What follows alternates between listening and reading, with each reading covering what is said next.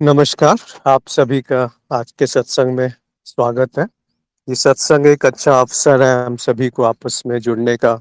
यहाँ हम आध्यात्मिक विषयों पर बात करते हैं। तो किसी को कोई प्रश्न है या अपने आप को व्यक्त करना चाहते हैं तो अनम्यूट करके कुछ कह सकते हैं या लिख करके संदेश भेज सकते हैं। तो कुछ प्रश्न आए हुए थे, वहीं से शुरुआत करते हैं। इस बीच कोई और साधक जो यहाँ पर मौजूद हैं, जो जुड़े हुए हैं सत्संग में, उनका कोई टिप्पणी है, कुछ भी विचार है, तो अपने आप को व्यक्त करें। तो उस पे हम चर्चा पहले करेंगे। तो महिपाल सिंह जी का प्रश्न पिछले सत्संग में आया था, पर उस पे बात नहीं हो पाई थी। तो आज वहीं से शुरुआत करते हैं कि उन्होंने कहा है कि ध्यान नहीं लगता है, तो कैसे लगाएं? तो ध्यान नहीं लगता है, ये तो दूसरा कदम है। उससे पहले ये जानना चाहिए कि ध्यान है क्या और ध्यान क्यों करना है, क्यों लगाना चाहते हैं ध्यान। अगर ये स्पष्ट है तभी आगे बात करी जा सकती है कि ध्यान कैसे लगाया जाए और उसका अर्थ क्या होता है कि ध्यान लगता नहीं है या लगाना क्यों चाहिए। तो आप अगर इसको अब देखना शुरू कीजिए कि ध्यान है क्या, क्योंकि बहुत सारे साधक हैं जो कई सालों तक ध्यान करते रहते हैं, 1-2 महीने नहीं, कई सालों तक। पर उसमें लक्ष्य क्या होता है कि मन को शांत करना, कुछ जो जीवन में उथल पुथल चल रही है उसको हटाना, या कुछ प्राप्ति की आकांक्षा रहती है। कुछ ना कुछ एक लक्ष्य लेके वो चलते हैं। तो उसमें सही गलत कुछ नहीं है। तो उसको विधिवत रूप से जाना चाहिए, किसी गुरु के मार्गदर्शन में ये करना चाहिए। और सबसे पहले अज्ञान का नाश होना चाहिए, तभी आप ध्यान लगा पाएंगे। नहीं तो ध्यान करने के प्रयास में और व्यथित हो जाते हैं, कई बार और परेशान हो जाते हैं कि ध्यान नहीं लग रहा। और ध्यान लगना क्या होता है वो भी बिल्कुल स्पष्ट समझ में आना चाहिए। तो ध्यान क्या है? अगर आप उसको दो तरह से समझा जा सकता है। एक तो हर गतिविधि में आपको एकाग्रता चाहिए होती है कि जो मन है वो स्थिर रहे और वहीं रहे। जैसे कि अभी आप सुन रहे हैं, तो जो सुन रहा है, अगर उसका इस बात पे ध्यान नहीं है, जो शब्द आ रहे हैं, तो वो समझ नहीं आएगा, वो निरर्थक सा रहेगा, उसका कोई अर्थ नहीं है कि सुना या ना सुना। थोड़ी देर बाद पता लगेगा कि अच्छा क्या कहा था, वो एक जो कड़ी है वो टूट जाती है। तो उसका कोई ज्यादा सार्थकता नहीं है। ऐसे ही छोटी छोटी गतिविधियों में आपको एकाग्रता चाहिए, जिसको हम धारणा कह सकते हैं या अनन्य ध्यान कहते हैं। तो इसमें एक कदम पीछे हटना होता है। कैसे आप अनन्य ध्यान करते हैं कि और कुछ नहीं, जो इस समय घटित हो रहा है वहां पर एकाग्रता है, वहां पे मन स्थिर है, तो उसको हम धारणा कहते हैं। और वहीं पर फिर जब वो कुछ देर टिकने लगता है, जब उसकी समय बढ़ जाता है, तब जाकर के वो स्थिरता या धारणा, एकाग्रता, कंसंट्रेशन, जो भी आप कहना चाहें वो कह सकते हैं। स्थित स्थित चित्त या स्थिर जो है वो स्थिरता आती है एक तरीके से। पर ये गतिविधि भी जो हम आंख बंद करके करते हैं, पहले स्थूल रूप से शुरुआत करनी चाहिए कि कोई बाहर की वस्तु है उस पे आप ध्यान एकाग्र कर रहे हैं। फिर वहां से सूक्ष्म आना चाहिए, एक एक कदम पीछे हटते जाते हैं ध्यान में। तो पहले सूक्ष्म से स्थूल से शुरू किया, कोई वस्तु जगत की आपने देखी, वहां पे एकाग्रता हुई। फिर जो शरीर में जैसे संवेदना है वहां पर आप ध्यान को ले आए। उसके बाद धीरे धीरे करके और सूक्ष्म में जा सकते हैं, जैसे कि सांस पे आप ला सकते हैं, क्योंकि सांस हमेशा वर्तमान में रहती है। और उसके बाद और सूक्ष्म में जा सकते हैं, जो कि कल्पना है या कोई छवि है जो काल्पनिक रूप से मस्तिष्क में आती है। पर ये सब एक स्थूल रूप है ध्यान का। अब इसमें थोड़ा और गहरे में समझते हैं कि वास्तव में जब ध्यान करने बैठते हैं तो होता क्या है। आप आंख बंद करके एक जगह बैठ गए, अभी आप अनन्य ध्यान की बात कर रहे हैं, और मन उस समय इधर उधर भागने लगता है, उसी समय ज्यादा भागेगा।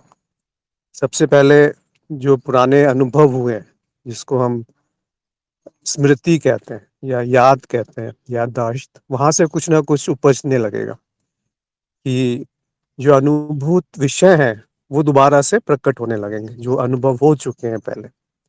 और जैसे ही वो प्रकट होंगे, उस पे कार्यवाही शुरू हो जाती है, कार्य कार्य करना शुरू कर देता है चित्त।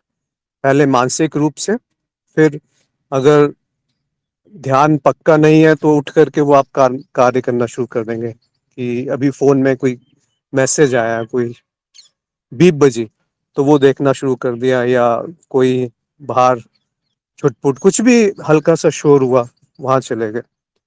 तो पहले स्मृति से कुछ आएगा और उस पे आप कार्यवाही शुरू कर देंगे।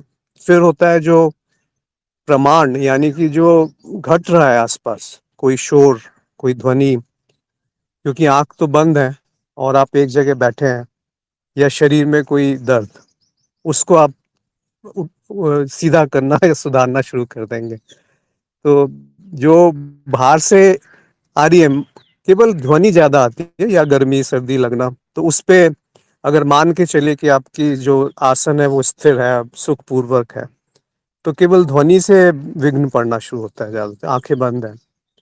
तो वो जो ध्वनि आ रही है उस पे आप एकाग्र हो जाएंगे और वहां से कुछ ना कुछ गतिविधि फिर शुरू हो जाएगी। फिर तीसरा होता है विप्रय। विप्रय यानी कि कुछ अज्ञान आ जाएगा सामने, कि कुछ जो जैसा नहीं है उसको कुछ और समझ करके उसके पीछे एक दौड़ते रहना, वो विप्रय है। या फिर विकल्प आने शुरू हो जाते हैं, कि जो शब्द है और उसका कोई अर्थ नहीं है, उसमें कोई वास्तविकता नहीं है, कल्पना मात्र है, वो विकल्प हो गए। और अंत में निद्रा, यानी कि सोना नहीं, या जो अभाव है, जब सब कुछ छोड़ दिया, ना स्मृति रही, ना विकल्प रहा, ना विप्रय रहा, ना प्रमाण में कोई रुचि है आपकी, तो इन सब से जब रुचि हट गई, तब अभाव सा आ जाता है। फिर उस पे उसका भी आप साक्षी हैं, उसको भी आप देख पा रहे हैं। तो ये हो गया अनन्य ध्यान की प्रक्रिया। अब इसमें वास्तविक ध्यान जब जुड़ता है, तब होता है बोध, कि ये जो अभाव है, जो किसी में रुचि नहीं है, एक कदम पीछे हटते गए हटते गए, तो जो अभाव सा छूट गया, जब आप ना प्रमाण में, ना कल्पना में, ना किसी अज्ञान में, ना स्मृति में, कहीं पे आप फंसे नहीं है, मन कहीं नहीं फंसा है, तो जो स्थिति आएगी वो अभाव की स्थिति होती है, जिसको हम निद्रा भी कहते हैं। पर यहाँ निद्रा का अर्थ सोना नहीं है, ना सपना है, ना सूक्ष्म जगत में विचरण है। यहाँ पर अर्थ है कि जो अभाव है उसका कौन साक्षी है, वो कौन देख रहा है। तब बोध आता है, या साक्षी भाव आता है, या चेतना आती है। तो वो जो बोध है, वो क्या अभी नहीं है? क्या उस बोध को होने में किसी आलंबन की जरूरत है, किसी सहारे की आवश्यकता है? तो उस बोध में जब आप टिकते हैं, तो उसको समावेशी ध्यान कहते हैं। यानी कि वो जो बोध आ गया, तो उसमें एक तरलता आ जाती है, उसमें एक शुद्धता आ जाती है, उसमें एक रस आ जाता है। वो जो रस है, फिर वो थोड़ी देर आप ऐसा 10 मिनट, 5 मिनट, 15 मिनट, जैसे भी आप करना चाहें, ये अनन्य ध्यान कर सकते हैं चेतना के साथ। फिर वो जागते हुए गतिविधियों में भी वो जो बोध है वो बना रहता है, वो जो चेतना है वो बनी रहती है। तो वो समावेशी ध्यान हो गया। तो ध्यान का अर्थ है विश्राम। किसमें विश्राम? अपने आप में, जो आपका स्वरूप है, जो बोध है, जो इस क्षण है, जो हर सब कुछ प्रकाशित कर रहा है। वो जो सूरज की किरणें हैं, वो तो एक तरह का प्रकाश है, जो कि बाहर से कुछ वस्तु को, जो जो सूर्य की किरणें हैं वो रिफ्लेक्ट होके आपके आंखों तक आ रही हैं और आप छवि देख पाते हैं। पर आंख बंद करके भी तो कुछ दिखता है। वो कौन देख रहा है? और उस मन की गतिविधियों को कौन देख पा रहा है? वो बोध है। तो वहां पे स्थित रहें, वहां पर शांति से, आनंद से, प्रेम से विश्राम विश्राम करें, वो ध्यान है। तो ऐसा नहीं है कि ध्यान करने से गतिविधियां धीरे हो जाएंगी, या जब आप कोई साधारण कार्य कर रहे हैं तो वहां पर आपको चेतना बनाए रखनी है। बनाए रखे तो अच्छा है, परंतु वहां पूरी तरह से अगर आप केंद्रित हैं उस क्षण में, तो वही ध्यान हो गया। और अगर आप इधर उधर भटक रहे हैं, कि कोई किताब पढ़ रहे हैं, पर मन नहीं है उसमें, कहीं और भटक रहा है कि मुझे तो कुछ और गतिविधि करनी है, तो फिर वो भटकाव है, वो ध्यान नहीं है। ध्यान होता है इस क्षण, इस क्षण जो पूर्णता है उसमें समा जाना, और वही वही सत्व है, वही एक समता है ठहराव और गति के बीच में, या तमस और रजस के बीच में, जो है वैसा ही स्वीकार कर पाना हर क्षण प्रतिपल, वो ध्यान है। तो ध्यान को बिना किसी गुरु के मार्गदर्शन के नहीं करना चाहिए, और ध्यान क्या है वो समझना बहुत आवश्यक है। ध्यान किस प्रक्रिया से करना है वो भी जानना बहुत आवश्यक है। क्यों कर रहे हैं ध्यान वो भी जानना चाहिए, और ध्यान करके क्या फल आएंगे, क्या लक्ष्य है उसका, वो भी स्पष्ट होना चाहिए। तो जब ज्ञान होता है या जब अज्ञान का धीरे धीरे नाश होता है, तो ध्यान करना नहीं होता है, वो घटने लगता है, वो स्वाभाविक रूप से आता है, उसमें कोई प्रक्रिया नहीं है। फिर ये प्रक्रिया भी शुरुआत के लिए ही होती है कि आंख बंद करके बैठे। शुरुआत में आवश्यक होता है, पर ऐसा भी नहीं होना चाहिए कि अगर ध्यान नहीं कर पाए तो वही आपको परेशान कर रहा है कि आज ध्यान क्यों नहीं लगा, या ध्यान भी इसलिए कर रहे हैं कि कुछ अच्छे से अनुभव हो जाए, कुछ कुछ ना कुछ तो मिले। क्योंकि जो संसारिकता है, जो हमने बचपन से अभी तक सीखा है अपने जीवन में, तो यही सीखा है कि कुछ प्रयत्न करके, पुरुषार्थ करके, परिश्रम करके, मेहनत करके ही कुछ प्राप्त किया जाता है। तो ध्यान को भी एक मेहनत, एक वैसा ही कोई प्रक्रिया समझ लेते हैं और उसमें लग जाते हैं। ध्यान वो है ही नहीं। ध्यान का अर्थ है परम शांति, परम विश्राम इस क्षण में जो है। और कुछ संभव है क्या इस क्षण के अलावा? और कुछ, और कोई संभावना है कि आप किसी और क्षण में जा सकते हैं? चाहे आप कल्पना की बात करें या स्मृति की बात करें, या कुछ भी कह लें, और कोई संभावना ही नहीं है अभी के अलावा, जो अभी इस क्षण घटित हो रहा है। और जब इस क्षण जो घटित हो रहा है उसमें रहते हैं, उसमें पूर्णता का अनुभव होता है, उसमें एक जो है वो स्वीकार भाव आ जाता है। तो मन शांत होने लगता है, बुद्धि जो है बेकार के जो निर्णय लेती रहती है वो भी अपनी कार्यवाही धीमी कर देती है, और मन इधर उधर नहीं भटकता। तो वो स्वाभाविक रूप से ध्यान घटने लगता है, और अहंकार जो है वो विलुप्त सा हो जाता है, क्योंकि उसकी कोई आवश्यकता नहीं है उस समय। तो मन, बुद्धि और चित्त, जो स्मृति का खेल चल रहा है, जिस जिस पृष्ठभूमि पे ये खेल चल रहा है, जो हम प्रकृति कहते हैं या माया कहते हैं, वो भी उस समय कुछ आपको अपने रूप में दिखती है, जो कि बहुत सूक्ष्म है। कहाँ से आप अनुभव की शुरुआत हो रही है, तो उस अभाव का भी जो बोध है, वहां पे जब टिक जाता है चित्त या मन और बुद्धि, और समर्पण सा होता है, वो ध्यान। तो उसके लिए कोई प्रक्रिया नहीं बताई जा सकती, और एक ही प्रक्रिया सबके लिए नहीं बताई जा सकती। तो वो क्या है, किस तरीके से आप उस अवस्था में आ सकते हैं, ऐसे वो अवस्था भी नहीं है, वो प्राकृतिक रूप से घटना है जो स्वतः होती है। जब मन में भटकाव नहीं है, बहुत सारी इच्छाएं नहीं है जो आपको आवेग से नहीं है, जो बेचैन कर रहे हैं, हर क्षण प्रतिपल कुछ ना कुछ पाना है, कुछ सिद्ध करना है, कुछ करके दिखाना है। जब ये सब छूटता है धीरे धीरे कि ये सब निरर्थक सा है, कोई करता नहीं है, तो जब कर्ता भाव छूट जाता है तब ध्यान घटना शुरू होता है। और वो इसीलिए कहा गया है कि अगर ध्यान नहीं लग रहा तो पहले अज्ञान देखिए कि कहाँ पर आपने अपने आप को कुछ समझ करके कुछ करने का प्रयास कर रहे हैं। तो इसमें कोई प्रयास नहीं है, ये बस एक स्थिति है जो स्वाभाविक रूप से है, हर क्षण उपलब्ध है। हर हर व्यक्ति के पास, हर मनुष्य के पास ये क्षमता है कि वो ध्यान कर सकता है। ये बहुत बड़ी सिद्धि है ध्यान कि उसको आप समझ पाए और उसका उपयोग कर पाए। क्योंकि ध्यान से बुद्धि जो है वो दोनों तरह से है, कि बुद्धि जब शांत होती है तो ध्यान लगता है, और जब ध्यान लगता है तो बुद्धि शांत होने लगती है। और सीधे हम ध्यान करना चाहते हैं, हमें यम नियम, आसन, प्राणायाम, प्रत्याहार, धारणा, यहाँ तक कोई रुचि नहीं है। सीधे ध्यान, और वो भी कैसा ध्यान कि कोई उसमें विघ्न ना पड़े, उसमें एक कंटिन्यूटी, एक तादाद में बना रहे उस ध्यान में, कि एक ही जगह आप पे आप केंद्रित है। तो वो ऐसे नहीं आता अचानक, और वो समझा नहीं तो गलत दिशा में चले जाएँगे।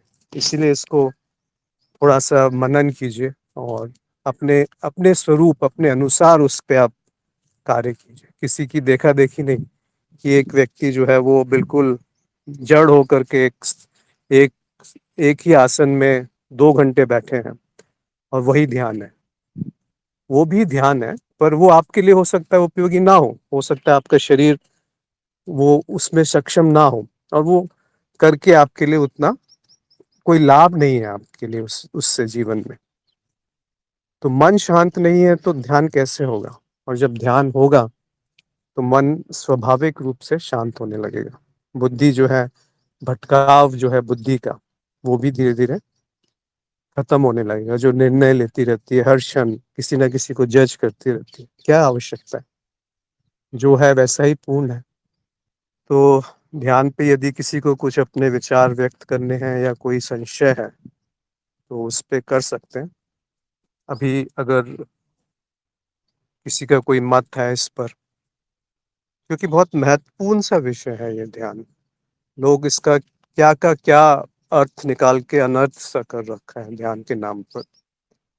और ध्यान है क्या? बिना ध्यान के क्या कोई गतिविधि हो सकती है? कुछ भी संभव है, कुछ भी अर्थपूर्ण संभव है। और जब ध्यान होता है, पर ये ज़रूरी नहीं है कि उस समय बोध हो या चेतना हो या साक्षी भाव हो। परंतु अगर साक्षी भाव है, अगर चेतना है, तो ध्यान होगा ही, ये निश्चित है। तो ध्यान भी एक सीढ़ी है, एक माध्यम है चेतना तक पहुँचने का। चेतना जो है वो अंतिम कड़ी है, अंतिम लक्ष्य है या अंतिम स्थिति है ज्ञान मार्ग पे या किसी भी मार्ग पर।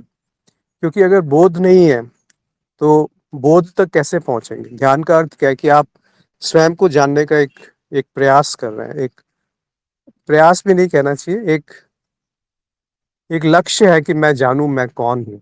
वो जो जानना है, तो उस जानने को छोड़ कर के जो जान रहा है वहाँ पर स्थित हो जाना चाहिए। क्या देखा जा रहा है उस पे कोई रुचि नहीं है, पर जो देख रहा है वो क्या है? उसको शब्दों में बयान नहीं कीजिए। उसको उसको बुद्धि से पकड़ने का प्रयास भी मत कीजिए। उसको बनाए रखने का भी प्रयास मत कीजिए, क्योंकि वो तो है, अभी है, इसी क्षण है। अगर नहीं लग रहा, नहीं हो रहा वैसा, वो स्थिति नहीं आ रही कि क्या है समझ नहीं आ रहा, तो अज्ञान है, कहीं न कहीं अशुद्धि है। उसको हटा दीजिए। या दूसरा तरीका ऐसा भी कर सकते हैं कि वो जो बोध है उसी को त्यागने का प्रयास कीजिए। तो वो जो बोध है, वो त्याग दिया तो वो बोध नहीं था, और वो जो त्याग रहा है वो बोध है। अगर त्याग दिया तो जो रह गया वो बोध है। तो ये होता है बोध। तो वो पूर्णता है, वो साक्षी है, जिसको त्यागा नहीं जा सकता, जो हर अवस्था में है, होना मात्र है। और वो उसमें भागीदार नहीं है जो कुछ हो रहा है, उसमें उसमें की कोई रुचि भी नहीं है। तो क्या ये आपकी स्वाभाविक स्थिति नहीं है क्या? अभी भी तो वैसा ही है। कोई है यहाँ पर अभी जो कह सकता है कि अभी बोध नहीं है या साक्षी नहीं है? या कभी ऐसा क्षण किसी के जीवन में आया हो जब वो उसका अभाव हो? हर अभाव में भी तो वो प्रकाशित है, वही स्वयं स्वयं का अनुभव कर रहा है। हल्दर ने लिखा है, जीवन में ध्यान ज्यादा करना नहीं है, क्योंकि मान्यता है कि 2 या 4 घंटे ध्यान करना है, ये इतना सही नहीं है। ध्यान देना है कि चित्त जहाँ है वहाँ ध्यान देना है। हाँ, बिल्कुल सही कहा हल्दर ने। ये अनुभव से कहा गया है, ये जो इन्होंने कहा। वैसे ही बहुत सारे लोगों का अनुभव होगा जो अभी जुड़े हैं या इसको सुनेंगे भी, कि बहुत समय व्यर्थ होता है। किस लिए? कि हम चाहते हैं कि आधा घंटा, 1 घंटा एक ही स्थिति में स्थिर होके बैठे रहें। वही ध्यान हमारे परिभाषा है। या उस उस अवस्था में जब थोड़े विचार कम हो जाते हैं, तो हमें लगता है कि हाँ, बहुत शांति का अनुभव हुआ। और वो शांति फिर हम बार-बार पाना चाहते हैं, और हर बार तो वैसा होगा नहीं कि चित्त शांत हो जाए।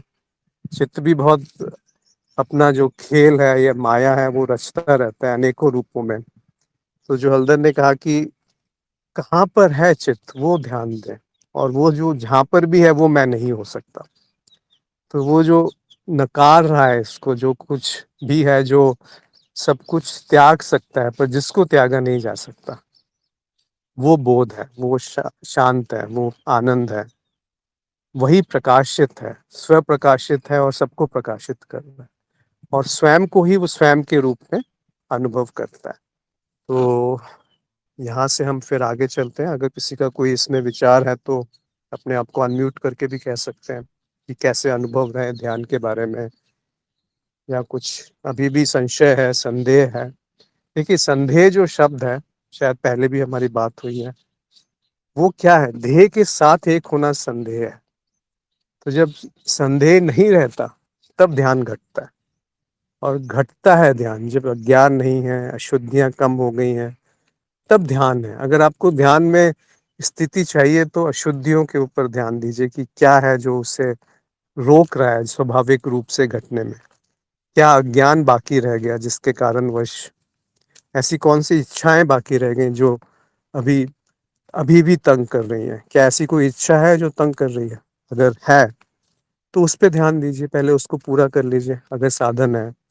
और साधन नहीं है तो उसको देख लीजिए कि हाँ, अभी साधन नहीं है, देवी से प्रार्थना कर लीजिए थोड़ी, या उसको अवलोकन कर लीजिए, या उसको समर्पित कर दीजिए कि तेरी इच्छा है देवी, मैंने तो नहीं मांगी थी, आ जाती है, मैं क्या करूं इसका। तो आप देखेंगे कि वो छूट जाएगी, या दोबारा कहीं और उत्पन्न होकर के वो कहीं किसी ना किसी माध्यम से पूर्ण हो जाएगी, आपके या कहीं और, क्योंकि आपकी तो कुछ इच्छा है नहीं। ना कोई इच्छा आपकी है, ना कोई कर्म आपका है, और ना कोई फल आपका है। तो ना मैं करता हूँ, ना मैं भोगता हूँ। जब ये स्पष्ट हो जाता है तो ध्यान कैसे नहीं लगेगा? कोई है यहाँ पर जो बता सकता है कि अगर इस भाव में कोई है, बेशक कुछ सेकंड्स के लिए, कुछ मिनट्स के लिए, कि कोई करता नहीं है, तो उस समय क्या ध्यान लगाना पड़ रहा है, या उस समय ध्यान है, हो रहा है? अंजलि ने कहा, स्वयं की रुचि का कार्य भी जब आप घंटों तक कर सकते हैं बिना कुछ सोचे, तो क्या वह भी ध्यान ही है? देखिए, सोच से ध्यान में व्यवधान नहीं पड़ता। ऐसा नहीं है कि जब आप सोच रहे हैं तो ध्यान कम हो जाएगा। और आपने सही कहा, अगर आपको किसी चीज में रुचि है कि आप स्वयं को भूल गए, मतलब मैं कहाँ हूँ, किस स्थिति में हूँ, क्या कर रहा हूँ, बस वो जो हो रहा है उसको आप उसमें लीन है, तल्लीन है, तो वो भी एक तरह का ध्यान ही है। पर वो ऐसा नहीं समझना चाहिए कि वही स्थिति बार बार आए तभी वो ध्यान होगा। जब कुछ नहीं है करने को, बिल्कुल निठल्ले से हैं, आलसी से हैं, तब भी तो ध्यान हो सकता है। बेशक उस समय मन शांत होना चाहिए, या आप कुछ कर रहे हैं तब भी ध्यान हो सकता है। तो ध्यान तो 24 घंटे हो सकता है, उसको हम चेतना कहते हैं, कि साक्षी भाव जो है वो 24 घंटे बनाया जा सकता है। तो इसको किसी से मानना नहीं चाहिए कि ऐसा ही हो तभी ध्यान होगा, कि एक जो मेरा रुचि का कार्य है उसमें मैं लीन हो गया तभी ध्यान है। वो भी एक तरह का ध्यान है, पर फिर वो एक आलंबन, मतलब एक सहारा नहीं बनना चाहिए, वो एक आश्रय नहीं बन होना चाहिए कि वैसे ही आपको परिस्थिति आएगी तभी ध्यान होगा। बस वहाँ चेतना होना आवश्यक है। चेतना अगर आपने शब्द जोड़ दिया, फिर तो कुछ आगे बोलने का रह ही नहीं जाता। फिर आप चाहे वो कार्य कीजिए जो पसंद है आपको, या फिर वो कार्य कीजिए जो नापसंद है। ऐसे भी तो बहुत सारे कार्य होते हैं जो करने पड़ते हैं, जो आप दिल से नहीं चाहते और छोड़ भी नहीं सकते, त्याग भी नहीं सकते। तो उसमें भी फिर चेतना बनी है। अगर आवश्यक है, उसको टाला नहीं जा सकता, तो उसको भी स्वीकार कर लेना है कि ये कार्य जो है ऐसा ही है, ये ऐसी ही स्थिति है, और आप देखेंगे वो भी पूर्ण है। ऐसा क्या है इस जगत में जो पूर्ण नहीं है? ये जो चिड़ियों की चहचहाहट है, जो प्रकाश है, जो पानी है, जो हवा है, क्या पूर्ण नहीं है? या जो कुरूप है, जिसको हम कुरूप कहते हैं, क्या वो पूर्ण नहीं है? ये जो दुख है, क्या वो पूर्ण नहीं है? पूर्णता कैसे हटती है? जब हम अस्वीकार भाव में आ जाते हैं तब वो पूर्णता, ऐसा प्रतीत होता है कि वो पूर्ण नहीं है, और उस क्षण भी वो पूर्ण है। देखिए, है क्या? केवल बोध है। और बोध क्या कर रहा है? वो अपना ही अनुभव कर रहा है, तब इसमें अपूर्णता कहाँ से आ गई? स्वप्न में क्या अपूर्ण है? आप सपना देख रहे हैं, तो उस सपने में ऐसा क्या है जो अपूर्ण है? चाहे वो कितना ही भयानक स्वप्न हो या कितना ही सुखदायी स्वप्न है, उसमें क्या अपूर्ण है? कुछ है जो बताया जा सकता है अपूर्ण है? एक पिक्चर चल रही है, मूवी चल रही है, चलचित्र चल रहा है, उसमें क्या अपूर्ण है? वो जो विलन, अगर विलन नहीं होगा तो जो हीरो है उसकी अच्छाई कैसे प्रकट होगी? अगर सुख ही सुख है तो दुख क्या अनुभव हो सकता है? अगर गर्म ही गर्म है तो ठंडक कैसे पता चलेगी? अच्छा ही है तो बुरा कैसे होगा, पता चलेगा? या बुरा है तो अच्छा कैसे, तो बुरा नहीं है तो अच्छा कैसे पता चलेगा? या अंधकार नहीं है तो प्रकाश कैसे पता चलेगा? तो दोनों एक ही है, सापेक्षिक है ये। केवल अनुभव होने के लिए सापेक्षिकता आवश्यक है, ये नियम है सापेक्षिकता का। कि अगर सापेक्षिक नहीं है तो अनुभव भी नहीं होंगे। महेंद्र ने कहा है, अनुभव को दूर से देखते रहना क्या ध्यान। हाँ, ये भी ध्यान है, पर आप थोड़ा सा और गहराई में उतरिए कि देख कौन रहा है उस अनुभव को, जान कौन रहा है उस अनुभव को। वहां पे जो है वो ध्यान है, वो बोध है वैसे तो, उसी को आप ध्यान कह लीजिए। और वो जो ध्यान समाप्त होता है तब बोध है, और उस बोध में ध्यान वो अपने आप है, स्वतः है। तो बोध ज्यादा महत्वपूर्ण है, या साक्षी भाव या चेतना ज्यादा महत्वपूर्ण है ध्यान से। पर वहां तक पहुंचने का रास्ता ध्यान है। तो जैसे आप नाव, नदी को नदी के पार जाने के लिए नाव का प्रयोग करते हैं, फिर उसको भी छोड़ देते हैं ना। वैसे ही जब चेतना आ गई तो ध्यान एक बोझ सा लगने लगेगा, पर वो होने लगेगा। तो वो वैसे भी बोझ है, अगर आप प्रयास करके ध्यान कर रहे हैं तब भी वो बोझ है। और अब जब चेतना में है तो ध्यान करना एक बोझ है। जब चेतना में है तो सुख एक बोझ है। बोझ तो नहीं कहना चाहिए, मतलब अरुचि सी होती है उसमें, चाहे वो सुख हो या दुख हो, अच्छा हो या बुरा हो। एक विरक्ति से आ जाती है, एक वैराग्य हो जाता है। मतलब राग नहीं होता, इसका अर्थ ये नहीं कि आप नीरस हो जाते हैं, उदासीन से हो जाते हैं।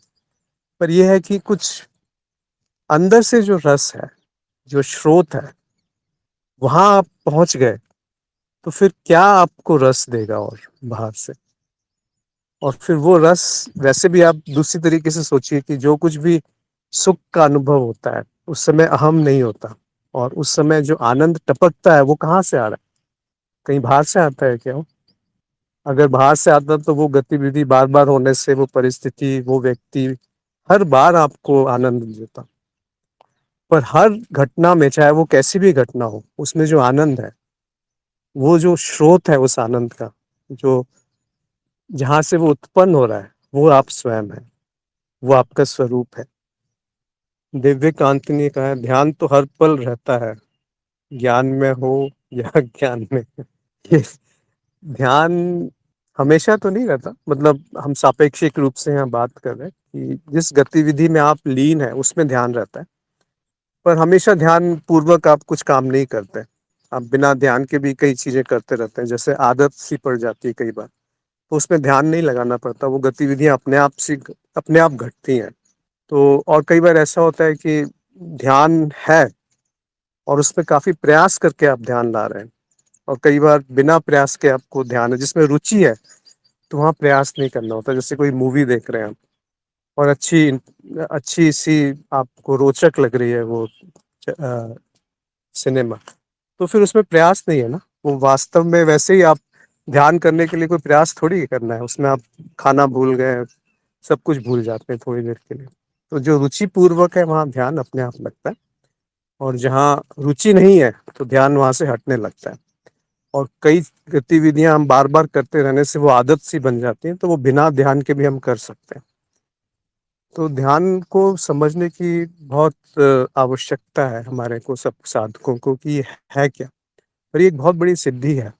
और उसका अगला जो कदम है ध्यान के बाद, वो समाधि है। यानी कि ध्यान पे आके सब कुछ समाप्त हो गया। हम ध्यान का अर्थ यहाँ पे साक्षी भाव समझ लीजिए, या चेतना समझ लीजिए, या बोध समझ लीजिए, जहाँ होना मात्र है। वो ध्यान का अंतिम लक्ष्य है, और वहीं से शुरुआत करनी है। और उसके बाद जो बचा केवल अनुभव क्रिया या समाधि या अद्वैत या होना मात्र, फिर वो सुंदर है, वो पूर्ण है। सुंदरता ही पूर्णता है, दोनों एक ही है। तो मुझे लगता है और किसी का कुछ इस पे टिप्पणी है या विचार है तो व्यक्त करें, अन्यथा आगे चलते हैं। महेंद्र के 2-3 प्रश्न थे कि दृष्टा दृश्य दृष्टि, दृष्टा दृष्टि में ही दिखाई देता है। देखिए, दृष्टि शब्द का प्रयोग नहीं किया जाता, नहीं करते हैं, क्योंकि वो भ्रमित करता है कि देखना जो है वो दृष्टि है। दृष्टि का जो आप यहाँ पर शब्द का प्रयोग किया है उसका अनुभव क्रिया कह सकते हैं, या अद्वैत कह सकते हैं, या अस्तित्व कह सकते हैं, या समाधि कह सकते हैं। तो जो अद्वैत है, जो जिसके बारे में कुछ भी नहीं कहा जा सकता लेकिन वो है, वो हुआ जा सकता है, जो हर क्षण प्रतिक्षण है, वो दृष्टि है। दृष्टि नहीं कह के उसको हम अनुभव क्रिया कह लीजिए, या उसको समाधि कह लीजिए, सहज समाधि, वही है। तो दृष्टा दृष्टि में ही दिखाई देता है, ये वाक्य सही नहीं है, क्योंकि दृष्टा जो है, जब दृष्टि है उसमें दृष्टा है भी और उसका अभाव भी है, विलय भी है उसका। तो दोनों चीजें वहाँ पर दृष्टि में है, यानी कि अनुभव क्रिया में अनुभव भी है और अनुभव करता भी है, साक्षी भी है और माया भी है, शिव भी है और शक्ति भी है, और दोनों एक है, दोनों दोनों का विलय है। तो दो है नहीं, दो दो जो है वो हो नहीं सकते और एक है नहीं। तो ऐसा ही है, उसके बारे में कुछ कह नहीं सकते। ये अद्वैत है, इसीलिए दो नहीं है ये कह के छोड़ दिया, दो है नहीं और एक हो नहीं सकते। अब ये बुद्धि के परे का विषय है कि दोनों हैं भी और दोनों नहीं भी हैं। तो दृष्टा जो है केवल द्वैत में आता है, उससे पहले की अवस्था में वो है भी और नहीं भी है। तो उसको बुद्धि से मत पकड़िए, उसको ज्ञान से मत जानने की कोशिश कीजिए, क्योंकि जो बुद्धि है, जो ज्ञान है, वो स्मृति है एक तरीके से, वो भी अनुभव में आती है। तो वो जो अनुभव में आ रही है बुद्धि, वो वो कौन है?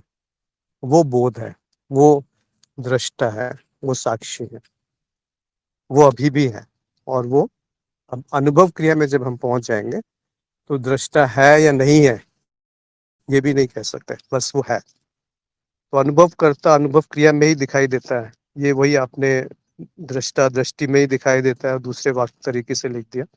अस्तित्व परिवर्तन मात्र है, ये वाक्य भी सही नहीं है। अस्तित्व में दोनों है, परिवर्तन भी है और जो अपरिवर्तनीय है यानी कि साक्षी, वो भी है। और भ्रम है, नहीं, भ्रम असत्य है। तो ये थोड़ा सा मनन कीजिए इसमें, मुझे लगता है अभी भी समझ स्पष्ट नहीं हुई आपको कि अनुभव क्रिया क्या है और अस्तित्व क्या है। जो कुछ भी है वो अस्तित्व है, उसमें सब कुछ आ जाता है, साक्षी भी है और जो अनुभव में आ रहा है वो भी है।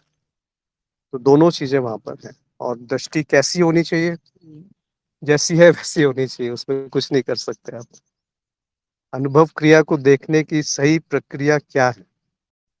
कोई प्रक्रिया नहीं है, बस ये है कि जब वो होती है, जब वो होती है, ये वाक्य भी सही नहीं है, वो तो हमेशा ही है।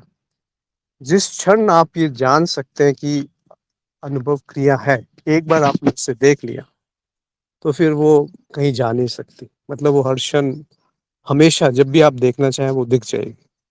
ऐसा नहीं है कि उसको बार बार देखने की आवश्यकता है, परंतु जब भी आप चाहेंगे वो दिख जाएगी। तो उसके लिए कोई प्रक्रिया नहीं है, बस आत्मज्ञान और उसके बाद ब्रह्म ज्ञान। तो आत्मज्ञान को भी अर्ध ज्ञान कहते हैं, कि जो मैं नहीं हूँ और या मैं साक्षी हूँ। तो मैं साक्षी हूँ ये भी एक शब्द है, ये भी एक अनुभव है, ये भी एक व्याख्या हो गई जो अचिंतनीय है, जिसके बारे में सोचा नहीं जा सकता, उसको व्याख्या कैसे करेंगे? जो निर्वचनीय है, जो कि जिसके बारे में बोला नहीं जा सकता, उसको कैसे बोल दिया कि वो अज्ञेय है, शून्य है या समाधि है? बस इसीलिए बुद्धि से प्रयास नहीं करना चाहिए, वहां पर छोड़ देना चाहिए। कभी तो समर्पित करो। कभी तो समर्पित हो जाओ। कब तक बुद्धि को दौड़ाएंगे, कब तक उसको उसको प्रयोग में लाते रहेंगे? इसका उपयोग है, पर वो सीमित सा उपयोग है, बहुत सीमित सा उपयोग है। उसके परे जो है वो अनंत है। और वो अभी भी अनंत ही है। तो थोड़ा सा मनन कीजिए। महेंद्र से मेरा सुझाव है। फिर लिखा है, क्या बिना स्मृति के देखना ही दृष्टि है? दृष्टि जो है वो अनुभव क्रिया है या समाधि है, उसमें सब कुछ समाहित है। तो स्मृति का ही अनुभव होता है और किसी का अनुभव होता भी नहीं है। तो वैसे अच्छा है, एक तरीके से आप उपयोग करिए, करके देखिए। ये ध्यान की विधि है कि इस क्षण अगर स्मृति ना हो, इस क्षण अगर स्मृति नहीं है, इस मतलब पिछला कुछ भी नहीं है जो अभी तक आपके जीवन में घटित हुआ है, कल्पना कीजिए केवल, तो क्या रहेगा? वो है अबोधता। मतलब कुछ पता नहीं कि क्या है, ये भी नहीं पता, शब्द नहीं है, अर्थ नहीं है, पर है, होना मात्र है। तो वो बोध है। ये भी ध्यान की एक प्रक्रिया है कि स्मृति को छोड़ दो, त्याग दो, तो जो बचा वो बोध है। पर आपने जिस संदर्भ में ये पूछा है वो ठीक नहीं है कि स्मृति, क्या बिना स्मृति के देखना ही दृष्टि है? नहीं, बिना स्मृति के देखने को आप ध्यान कह सकते हैं पर दृष्टि नहीं कह सकते। कृष्ण प्रिया का एक कमेंट आया कि ज्ञान तो हो गया है, लेकिन अब भी आसपास घटनाओं से व्याकुलता होती है। मन दुखी होता है, जैसे युद्ध हो रहा रहा हो युद्ध रहे हो रहा है तो मैं न्यूज़ नहीं देख पाती। देखते ही व्याकुलता होती है। ज्ञान को ज्ञानी को दुख नहीं होता है क्या? देखिए, ज्ञानी का अर्थ ये नहीं होता कि वो नीरस हो गया, वो उसके अंदर कुछ भाव उठने बंद हो गए, उसको ज्ञानी कहेंगे। और पत्थर हो गया, पत्थर तो ज्ञानी नहीं होता ना। जैसे भैंस है, भैंस थोड़ी ज्ञानी होती है, वो भी तो एक जगह बैठी है, दाना चुग रही है। देखिए, वो ज्ञानी की जो आपने एक धारणा बना रखी है, उसको उसको फेंक दीजिए। देखिए, ज्ञान होने के बाद ज्ञानी ही नहीं रहता, तो कैसे आप उसको परिभाषित करेंगे? सारी परिभाषाएं वो मिट जाती हैं ज्ञानी के बारे में। और ज्ञानी कैसा व्यवहार करेगा, ये कहीं पे निर्धारित नहीं है। कोई शास्त्र नहीं कहता कि ऐसा करना चाहिए, ऐसा होना चाहिए। बस इतना कह के छोड़ दिया गया है कि चेतना में रहिए, तो जो आवश्यक है वो घटेगा और जो अनावश्यक है वो छूट जाएगा। तो जो आपने लिखा है ज्ञान तो हो गया है, तो ज्ञान हो गया है, तो उस पर थोड़ा मनन कीजिए कि किसको ज्ञान हुआ है, क्या ज्ञान हुआ है। तो आप पाएंगे कि वो निरर्थक सा है जो हुआ है। ज्ञान नहीं होता है, ज्ञान का नाश होता है कि मैं ये नहीं हूँ, मैं ये नहीं हूँ। फिर आपने लिखा, लेकिन अब भी आसपास घटनाओं से व्याकुलता होती है। तो ये कौन है जो व्याकुल हो रहा है? उस पे थोड़ा सा, उस पे ध्यान ले जाइए। तो आप देखेंगे कि जो व्याकुल हो रहा है वो एक चित्त की वृत्ति है। उसमें कहीं ना कहीं हम अभी भी छुपा हुआ है। अशुद्धि थोड़ी सी रह गई है कि अज्ञान रह गया है।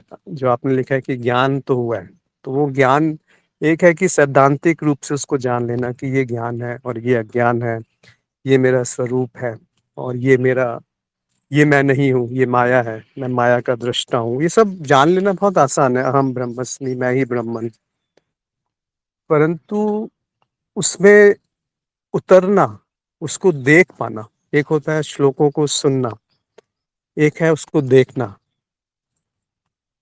तो वो जो देख पाते हैं जब आप कि हाँ, इस क्षण एक बार भी आपने देख लिया कि अनुभव क्रिया है या सह समाधि है या द्वैत है, फिर वो छूट ही नहीं सकता। फिर चाहे कुछ भी हो जाए वो नहीं छूटेगा। फिर चाहे मृत्यु हो जाए तब भी नहीं छूटेगा। वो मृत्यु क्या है, किसकी मृत्यु है, और मृत्यु किसको कहते हैं? बदलाव ही तो है वो। तो भय सारे छूट जाते हैं। नहीं तो कृष्ण ने क्यों कहा युद्ध क्षेत्र में कि ये जिनको तुम मारने जा रहे हो वो तो पहले से ही मरे हुए हैं, उनको क्या मारोगे तुम? क्योंकि अर्जुन के अंदर बहुत कर्ता भाव था, अहम था, लगाव था। ज्ञान नहीं हुआ था ना उससे उस समय तक। तो पहले कृष्ण ने उसको ज्ञान से समझाया कि ये देखो, जिनको तुम मारने जा रहे हो वो तो पहले ही मरे हुए हैं, क्या मारना चाहो, मार नहीं सकते तुम उसको। और भी अनेकों उदाहरण से वो अर्जुन को समझाने की कोशिश की, तो अर्जुन को समझ में नहीं आया। फिर उन्होंने उसको, अर्जुन को कर्म के उपदेश दिए, भक्ति का उपदेश दिया, ध्यान का उपदेश दिया। पर पहले प्रयास तो उन्होंने भी ज्ञान से ही किया था। तो अगर वो ज्ञान नहीं समझ में आ रहा है तो थोड़ा सा किसी और तरीके से उसमें आना चाहिए, जो कि हम ध्यान मार्ग कह सकते हैं या भक्ति मार्ग कह सकते हैं या कर्म योग कह सकते हैं। परंतु अंत में पहुंचेंगे वहीं कि जो मैं हूँ, जो मेरा स्वरूप है, वो अनंत है, वो नित्य है, वो निर्लिप्त है, वो वही बोध मात्र है, और वो अभी भी है। और वो जो अभी उपलब्ध है, जिसको छोड़ा ही नहीं जा सकता, जिसको त्यागा नहीं जा सकता, वो मैं हूँ। तो आपने जो कहा कि व्याकुलता होती है, तो व्याकुलता से कुछ फर्क नहीं पड़ता, होने दीजिए उसको, उसका काम है व्याकुल, पर आप उसको भी देख रहे हैं साक्षी होकर के। मन दुखी होता है तो मन तो दुखी रहेगा ही, जैसे ही मन आया उसमें सुख दुख आ गए, द्वैत आ ही गया। मन का अर्थ होता है संकल्प विकल्प आ गए, कुछ मेरा है कुछ मेरा नहीं है, वही मन है।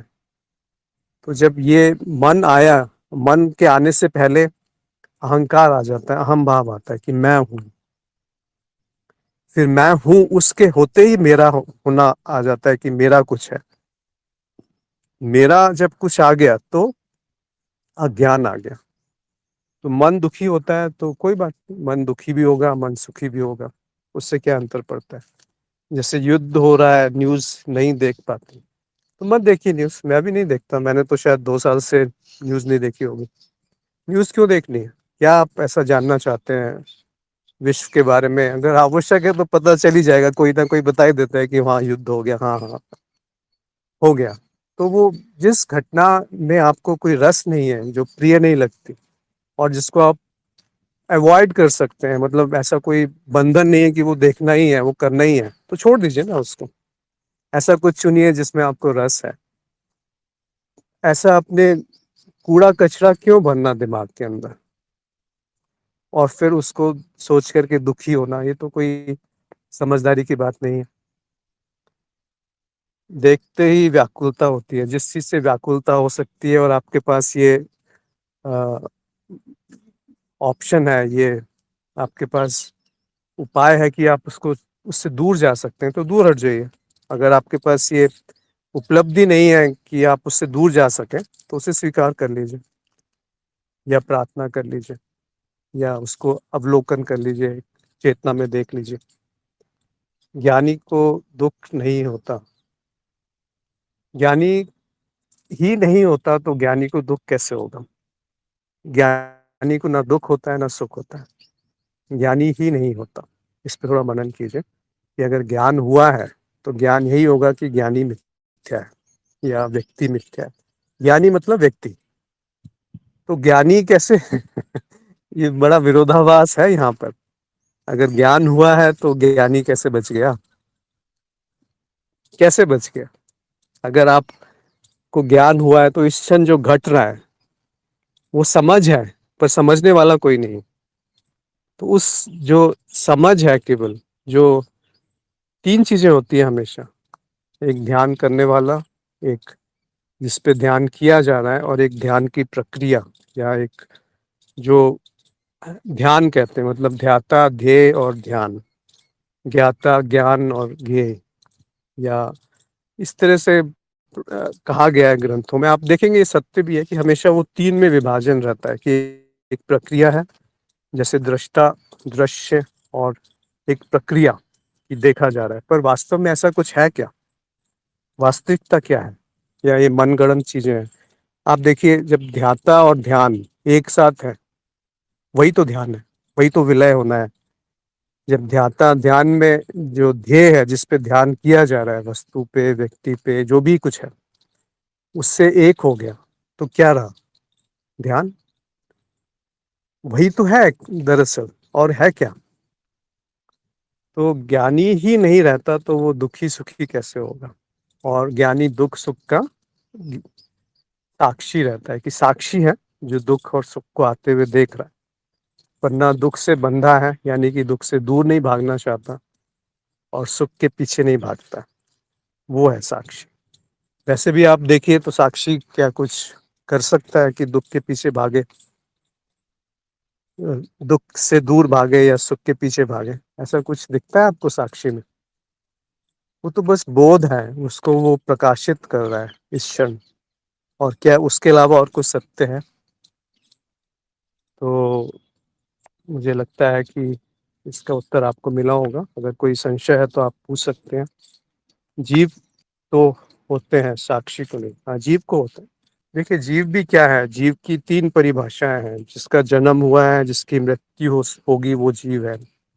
जिसके अंदर अहम है, वो जीव है। या फिर जो कारण शरीर की अभिव्यक्ति है, वो जीव है। तो आपने सही कहा, जीव को दुख सुख अपने लगते हैं कि ये मेरे हैं। पर वास्तव में देखा जाए तो कारण शरीर भी एक अवधारणा मात्र है। तो उसके नीचे का जो सब कुछ है वो वैसे ही हट गया। इस फाउंडेशन आप हटाएंगे तो बिल्डिंग कैसे टिकी रहेगी?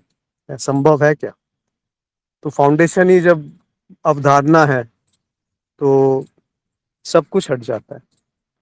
और किसी को कुछ इस पे कहना है या अपने विचार व्यक्त करने हैं? नहीं तो आगे के प्रश्न ले लेते हैं जल्दी से।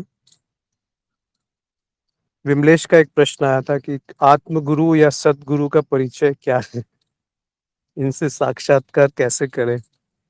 देखिए, इसके बहुत सरल सा उत्तर है कि सदगुरु वो हैं जो आपको अपने स्वयं के गुरु से मिला देते हैं। तो जो आपने परिचय पूछा है, तो सदगुरु का परिचय ये है कि वो आत्मगुरु का परिचय दे दें आपको। वो सदगुरु है। फिर सदगुरु स्वयं जो है वो उसी में विलीन हो जाते हैं। दो नहीं रहते हैं कि एक सदगुरु अलग है, आत्मगुरु अलग है और मैं अलग हूँ। फिर वो ज्ञान नहीं हुआ। वो तीनों एक हो गए।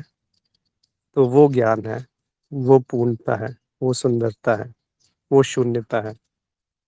यही उनका परिचय है कि तीनों एक है। मैं, आत्मगुरु और सदगुरु। जब ये स्पष्ट हो गया, जब ये निश्चय हो गया, जब यही रहा और कुछ रहा नहीं, तब आप जान लीजिए कि वो पूर्णता है। वो वो क्षण पूर्ण है। वो जीना सिद्ध हुआ। तो वो जो सदगुरु हैं वो दोस्त होते हैं शुरू में। उनके बारे में कुछ कहा नहीं जा सकता, बस देखा जा सकता है कि वो है। फिर उनसे साक्षात्कार कैसे करें, ये प्रश्न नहीं उठेगा अगर आपने सदगुरु से मिल लिया कि उनको कैसे जानूं मैं। अगर पूछ रहे हैं तो फिर वो सदगुरु नहीं है। जब सदगुरु जीवन में आते हैं तो वो आपको मिटा देते हैं। और जो रहता है वो, आप उसको आत्मगुरु कह लीजिए। वो क्षण अमूल्य होते हैं, उसमें कोई मोल नहीं है उनका। कैसे बयान करें उनको? कैसे वो आपसे भिन्न हो गए? अगर वो भिन्न हो गए तो वो सदगुरु नहीं है। अगर उसमें लेश मात्र भी उनमें ये दिखावा है कि मैं तुमसे ऊंचा हूँ, तो वो सदगुरु नहीं है। पर जब वो आते हैं जीवन में तो पूरा झंझोड़ देते हैं आपको। तो मेरा तो यही है कि प्रार्थना है कि सबको सदगुरु मिले। कृष्ण प्रिया का एक प्रश्न है कि क्या कर्म से लेन देन उसी व्यक्ति के साथ अगले जन्म में पूरे करने होते हैं, या यह लेन देन किसी अन्य व्यक्ति के साथ भी पूरा किया जा सकता है? तो ये बड़ा गूढ़ विषय है। कर्म की गति क्या होती है, कैसे चलती है? संक्षेप में अगर आप जाने तो कुछ ठोस कर्म ऐसे होते हैं जो बहुत थोड़े से होते हैं, जो उसी कारण शरीर के साथ आपको निपटारा करना है। मतलब वही कारण शरीर किसी और मनो शरीर के यंत्र के माध्यम से दोबारा से मिलेंगे और वो लेन देन पूर्ण होगा। पर अधिकतर कर्म ऐसे होते हैं जो संचारित किए जा सकते हैं, मतलब एक जगह से दूसरी जगह स्थानांतरित किए जा सकते हैं या उसी से संबंधित होते हैं। जैसे बैंक बैलेंस है, या बैंक बैलेंस नहीं भी समझिए, आप समझिए कि आपने किसी को दुख पहुंचाया, तो वो जो आपको कोई और दुख पहुंचा जाएगा तो बात खत्म हो गई, लेन देन समाप्त हो गई। इस तरह का कुछ खेल चल रहा है। पर सबसे महत्वपूर्ण बात यह है कि कोई भी कर्म मेरा नहीं है। ना मैं करता हूँ ना भोगता हूँ। मैं मुक्त हूँ हमेशा। मुक्त एव असि सर्वदा। मुक्त एव असि सर्वदा मतलब मैं हमेशा से मुक्त ही हूँ, मुक्त एव असी ऐसा ही है सर्वदा हमेशा, ना करतासी ना भोगतासी, मुक्त एव असी सर्वदा, ऐसा ही है और कुछ है नहीं संभावना।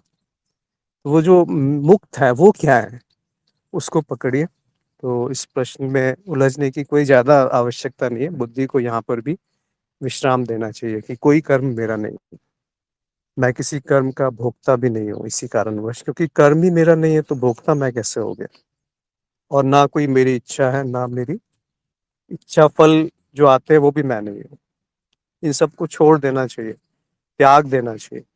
तो जो त्याग रहा है वो आप है, जो त्यागने के बाद बच गया वो आप है, जिसको साक्षी कह सकते हैं, दृष्टा कह सकते हैं, आत्मन कह सकते हैं, शिव कह सकते हैं, पूर्णता कह सकते हैं, शून्यता कह सकते हैं। इन नामों में भी कुछ नहीं रखा है, बस वो है। वो शब्दों के अर्थ के परे है, शब्दों के रूपों के परे है, निर्वचनीय है, अचिंतनीय है। ये दो शब्द याद रख लीजिए, निर्वचनीय और अचिंतनीय। अचिंतनीय मतलब जिसके बारे में सोचा नहीं जा सकता, और निर्वचनीय मतलब जिसको जिसके बारे में बोला नहीं जा सकता। देखिए यहाँ पे थोड़ा सा पकड़ने की बात है, बोलना बहुत सरल है पर सुनना बहुत कठिन है। सुनने में केवल सुनने मात्र वाला वो जो रह जाए कि केवल सुनना हो रहा है, तब सुना जाता है, तब श्रवण होता है। ना बोलने वाला रहा ना सुनने वाला रहा, केवल सुनना है, वो श्रवण है। तो बोलना आसान है उसके बारे में, पर उसको समझना कठिन है। गोरखनाथ के एक दो प्रश्न है कि क्या हम खत्म हो सकता है। नहीं, हम खत्म नहीं हो सकता, क्योंकि हम मिथ्या है। तो वो खत्म कैसे होगा, जो है ही नहीं वो कैसे खत्म होगा। और दूसरी तरीके से उत्तर देंगे तो अहम खत्म हो गया तो व्यक्ति खत्म हो गया, तो कारण शरीर समाप्त हो गया, मिट गया वो। अहम को समाप्त करने के प्रयास मत कीजिए। अहम है और उसका उपयोग है, या वो मिथ्या है, कहीं है ही नहीं। देखिए हम कई तरह के अहम है, ऐसा नहीं कि एक ही अहम है। वो जो मैं है, अगर वो मैं साक्षी पे स्थित है तो वो समाप्त हो ही नहीं सकता, क्योंकि साक्षी हमेशा है, सर्वदा है, समय से परे है, कारण से परे है, स्थान से परे है, तो वो कैसे समाप्त होगा। और जो वो मैं अगर देह से स्थित है, देह पर स्थित है या मन पर स्थित है, तो वो पूर्णता मिथ्या है, माया है, तब भी वो समाप्त नहीं हो सकता। जो है ही नहीं वो कैसे समाप्त होगा। तो दोनों तरीके से आप देखेंगे निरर्थक सा है ये। तो जो मैं है वो है, उसको उसको समझने का प्रयास मत कीजिए, पर वो है, ये बात आप नकार भी नहीं सकते। और वो जो होना मात्र है वही ध्यान है। तो क्या बुद्ध के द्विज को ज्ञान मार्गी को मान लेना चाहिए। द्विज का अर्थ होता है दूसरा जन्म। तो मानना कुछ नहीं है ज्ञान मार्ग पे। तो जो आपको शायद मैंने उत्तर लिख के भी भेजा था कि पहला जन्म होता है कि मैं ये देह हूँ या शरीर हूँ, उससे पहले क्या जन्म का आभास है यहाँ किसी को। बेशक आपका शरीर का जन्म हो गया, पर जब शरीर में मैं भाव आता है कि मैं ये शरीर हूँ, मैं इस प्रकृति से भिन्न हूँ, तब वो मैं का जन्म होता है, वो पहला जन्म है। फिर जब दूसरा जन्म होता है, जब सदगुरु मिलते हैं कि देखो ये तुम जो बोल रहे हो मैं है, वो तो मिथ्या है, वो तो तुम हो ही नहीं। और उसके बहुत तार्किक रूप से वो समझाते हैं, तो दूसरा जन्म होता है कि जो आत्मज्ञान को जिसको कहा गया। और तीसरा जो है वो है ब्रह्म ज्ञान, कि जो कुछ मैं नहीं हूँ वो भी मैं ही हूँ, ये ब्रह्म ज्ञान है। तो क्योंकि इसका अप्रोक्ष अनुभव तो अभी तक हुआ नहीं। देखिए अपरोक्ष अनुभव किसका करना चाहते हैं। पहला जन्म का अपरोक्ष अनुभव हुआ है, दूसरे जन्म का अपरोक्ष अनुभव हुआ है, तो ये कैसे कह सकते हैं कि इसका अपरोक्ष अनुभव हुआ ही नहीं। और दूसरे स्तर से उत्तर देंगे तो अपरोक्ष अनुभव होता ही नहीं किसी चीज का। परोक्ष का अर्थ होता है कि सीधा, बीच में कुछ नहीं है। तो बीच में कुछ नहीं है, वो कौन सा अनुभव है जिसके बीच में कुछ नहीं है। आप कहेंगे कि जो जगत का अनुभव है वो इंद्रियों के माध्यम से हो रहा है। फिर पूछा जाएगा कि इंद्रियों का अनुभव कैसे हो रहा है, तो बोलेंगे मन है इंद्रियों के पीछे। फिर पूछा जाएगा कि ये मन का अनुभव कैसे हो रहा है, तब आप निरुत्तर हो जाते हैं कि ये जो मन का अनुभव है वो अपरोक्ष अनुभव है। या चित्त बोल लीजिए, उसको स्मृति बोल लीजिए, उसके बीच में कुछ नहीं है, कोई प्रक्रिया नहीं है। तो हर अनुभव ही तो परोक्ष अनुभव है। कोई ऐसा अनुभव मुझे बता दे यहाँ पर, या कोई जो अपरोक्ष ना हो। तो किस विशेष अनुभव में आप परोक्ष अनुभव को ढूंढ रहे हैं? वो जो सीधा अनुभव है, जहाँ पर अनुभव और अनुभवकर्ता दोनों एक है, उसको अनुभव भी नहीं बोल सकते अब। तो वो समाधि है, सहज समाधि है, अनुभव क्रिया है, दृष्टि है, जो भी कहना चाहे कह सकते हैं। मधु के एक दो प्रश्न थे, मैं इसको थोड़ा जल्दी में उत्तर दूंगा कि संबंध बनते हैं या टूटते हैं, क्या उनका संबंध हमारी सोच में परिवर्तन से है? नहीं, सोच भी एक अनुभव है, और सोच क्या आएगी वो आपके हाथ में नहीं है। तो संबंध का अर्थ होता है जब आप स्मृति से किसी को तोलते हैं तो वो बांध देता है, वो संबंध है। पर वही संबंध अगर आप उसमें बोध देख पाए कि जो मैं बोध हूँ, वही वो दूसरा व्यक्ति जो है वो भी बोध है, तो वो उस संबंध में बंधन नहीं रहता है। वो संबंध पूर्ण हो जाता है। और सत्य तो यही है ना, कि जो बोध मैं हूँ वही बोध आप है। क्या किसी को इसमें संशय है? तो वो संबंध जो है वो संबंध नहीं रहते, वो प्रेम हो जाता है। आगे आपने कहा कि व्यवहारिक रूप से जिसे प्रेम कहते हैं वो मोह है। हाँ, बिल्कुल मोह है। जैसे माँ से प्रेम, जीवों जंतुओं से प्रेम, ये सब मोह है। फिर आगे क्या सारे नाते जो जन्म से मिले हैं या मैंने बनाया, आपने कुछ नहीं बनाया, वो सभी मेरे या सामने वाले के स्वार्थ पर आधारित है। हाँ, सारे संबंध स्वार्थ पे आधारित है, जब तक उसके अंदर बोध नहीं जुड़ा। जब बोध जुड़ गया तो स्वार्थ निकल गया। तो ऐसे हम समझ सकते हैं।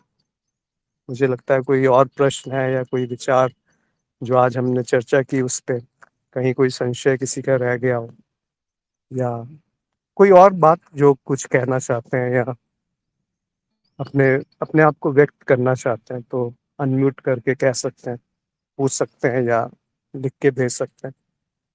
बहुत सरल है। जो सरल है वही सत्य है, जो जटिल है वो माया है। आनंद बोधि ने लिखा है कि तन्मात्रा पे थोड़ा प्रकाश डालें। देखिए, जो सबसे छोटा अनुभव है, सबसे सूक्ष्म जो अनुभव है, वो तन्मात्रा है। तो तन्मात्रा को आप दो तरीके से जान सकते हैं कि हर जो अनुभव होता है, जो पांच तत्व हैं, जैसे कि पृथ्वी, जल, अग्नि, वायु और आकाश, इनसे एक संबंधित अनुभव है जिसको तोड़ा नहीं जा सकता। जैसे पृथ्वी से संबंधित गंध, वो एक तन्मात्रा है। जल से संबंधित रस है, वो एक तन्मात्रा है। वैसे ही स्पर्श है, और देखना है, और सुनना है। तो आकाश से जो संबंधित है वो सुनना है। तो इनको तोड़ा नहीं जा सकता। तो ये तन्मात्रा है, जो सबसे सूक्ष्म अनुभव है वो तन्मात्रा है। रस, स्पर्श, गंध, और दो जो है सुनना और देखना, तो ये तन्मात्रा है। अब इसमें एक एक कदम और गहराई में उतरिए, तो देखेंगे कि जो तन्मात्रा है उसके पीछे महत्व है। अब महत्व क्या चीज है? महातत्व। वो क्या है? मन, बुद्धि, चित्त, अहंकार। मतलब जो तन्मात्राओं के भी परे हैं, जो रस को भी देख रहे हैं, वो क्या देख रहे हैं? मन देख रहे हैं ना। मन या बुद्धि या चित्त या अहंकार, वही अपरोक्ष है। उसके बीच में कुछ नहीं है। तो ये एक मॉडल्स हैं, एक तरीके से मॉडल्स, मतलब एक तरीके से बनाया हुआ समझने की प्रक्रिया है कि जगत है जो पंच तत्वों से बना है, बीच में इंद्रियां हैं, फिर उसके सूक्ष्म तन मात्रा है, उसके ऊपर महत है। महत यानी प्रकृति, जो प्रकट अप्रकट दोनों हो सकता है। और उसके ऊपर मन, बुद्धि, चित्त, अहंकार है, और उसके ऊपर बोध है। और ये समझने के लिए है कि ऐसा है। बाद में आप इसको कोलैप्स कर सकते हैं या एक्सपैंड कर सकते हैं, मतलब विस्तार कर सकते हैं या छोटा कर सकते हैं। तो छोटा करेंगे तो आप पाएंगे कि दो ही हैं, अनुभव और अनुभवकर्ता, साक्षी और साक्ष्य, या शिव और शक्ति, दृष्टा और माया। बस यही दो हैं, वो द्वैत है। उसके नीचे आप तोड़ते जाइए, तो बहुत नीचे तक आ जाएंगे। कारण शरीर है, सूक्ष्म शरीर है, मन बुद्धि अहंकार है, फिर उसके नीचे जगत है, इंद्रियां, सब कुछ है। वो भी मॉडल है, अवधारणा मात्र है, तो नाद कह दिया गया उसको। तो तन्मात्रा का अर्थ है कि जिसको और सूक्ष्म नहीं किया जा सकता अनुभव के रूप में, वो तन्मात्रा है। शिवम ने लिखा है रुचि होना लेकिन गंभीरता और कारण का ना होना क्या मनोविकार है। नहीं, रुचि नहीं है। अगर आप पे गंभीरता नहीं है तो रुचि कैसे होगी? अगर रुचि है तो गंभीरता आना स्वाभाविक है। मनोविकार अपने आप के प्रति इतना वो नहीं होना चाहिए कि अपने आप को बहुत कठोर नहीं होना चाहिए, हर एक चीज में अपने आप को जज करते रहे, वैसा नहीं करना है। छोड़ दीजिए, हाँ ये है, मान लीजिए, उसको भी स्वीकार कर लीजिए कि ये गंभीरता नहीं है, छोड़ दीजिए। उसके बाद तो वो दोनों एक ही है, जहाँ रुचि है तो वहाँ गंभीरता हो ही जाएगी। पर गंभीरता का अर्थ ही नहीं कि दुखी होकर के बैठ जाना। गंभीरता का अर्थ है आप उसके प्रति सीरियस हैं, आप उसको महत्व दे रहे हैं, वो है। तो रुचि आवश्यक है गंभीरता के लिए। मुझे लगता है आज समय यहाँ पर हम समाप्त करते हैं। और किसी का कुछ है तो वो लिख के ग्रुप में डाल सकते हैं, कोई ना कोई उसमें उत्तर दे भी देते हैं। और ये तो कहने का सार ये है कि आप स्वयं क्या है वो जानते नहीं है, इसीलिए कुछ और मान के अपने आप को बैठ जाते हैं, और वहां से सारा खेल शुरू हो जाता है। तो जो गुरु हैं, जो सदगुरु हैं, अगर वो जीवन में है तो उनके प्रति समर्पित रहिए। समर्पित का अर्थ ये नहीं है कि जो भी कहें वो आंख बंद करके विश्वास करना है, वो समर्पण नहीं होता। शुरू में बुद्धि का प्रयोग कीजिए और अपने अनुभव और तर्क के आधार पे आगे बढ़ते रहिए। यही दो साधन है जिससे जो आपको बोध तक या चेतना तक लेके जा सकते हैं। तो आप सभी का आज के सत्संग में जुड़ने के लिए बहुत बहुत आभार। और अगले सप्ताह, अगले शुक्रवार को फिर मिलेंगे। नमस्कार।